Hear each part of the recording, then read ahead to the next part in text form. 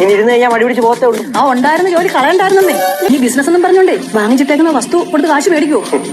Hello guys, അങ്ങനെ നമ്മുടെ ഉപ്പും മുളകും പാറമട വീട്ടിൽ നിന്നും സിദ്ധു എന്നേക്കുമായി തിരികെ പോകുന്നുവോ അതേ കൂട്ടുകാരെ നമ്മുടെ പുതിയ പ്രമോല് എല്ലാവരും കൂടെ നമ്മുടെ സിദ്ധുവിനെ കുറ്റപ്പെടുത്തുകയാണ്. പ്രത്യേകിച്ച് നമ്മുടെ ഭവാനി അമ്മൂമ്മ കേട്ടോ.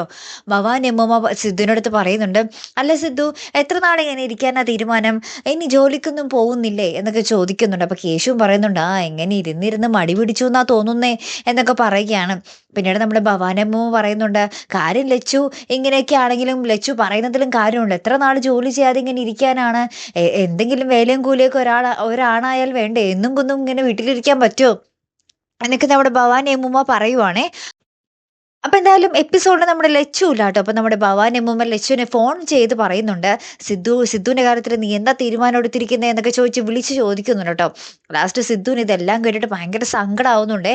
അപ്പൊ ആകെ നമ്മുടെ കനകാന്റി മാത്രം പറയുന്നുണ്ട്, സിദ്ധു ഇത്ര നാളും പുറത്തറിഞ്ഞില്ലേ, ഇനി നാട്ടില് സിദ്ധു റെസ്റ്റ് എടുക്കട്ടെ കുറച്ച് നാള് എന്നൊക്കെ പറയുന്നുണ്ട്. പക്ഷേ ആരും സിദ്ധുവിന് സപ്പോർട്ട് ചെയ്ത് സംസാരിക്കുന്നില്ല കേട്ടോ. ലാസ്റ്റ് നമ്മുടെ ഭവാനി അമ്മൂമ്മ ഇങ്ങനെ കൂടെ പറയുന്നുണ്ട്, അതായത് ബിസിനസ് എന്നും പറഞ്ഞ് ഇവിടെ മേടിച്ചിട്ടേക്കുന്ന സ്ഥലവും കാര്യങ്ങളൊക്കെ അവൻ വിറ്റ് തുലയ്ക്കോ ആവോ എന്നും നമ്മുടെ ഭവാനി അമ്മൂമ്മ പറയുന്നുണ്ടേ. അപ്പൊ ഇത് കേട്ടിട്ട് നമ്മുടെ സിദ്ധു ആകപ്പാടെ സങ്കടത്തിൽ ഇങ്ങനെ കണ്ണൊക്കെ നിറഞ്ഞു നിൽക്കുന്ന ഒരു രംഗങ്ങളാട്ടോ കൂട്ടുകാർ ഏറ്റവും ഒടുവിൽ നമുക്ക് കാണുവാൻ സാധിക്കുന്നതേ. കാത്തിരിക്കാട്ടോ അടുത്തൊരു വീഡിയോയുമായി വരുന്നത് വരയ്ക്കും. Good bye.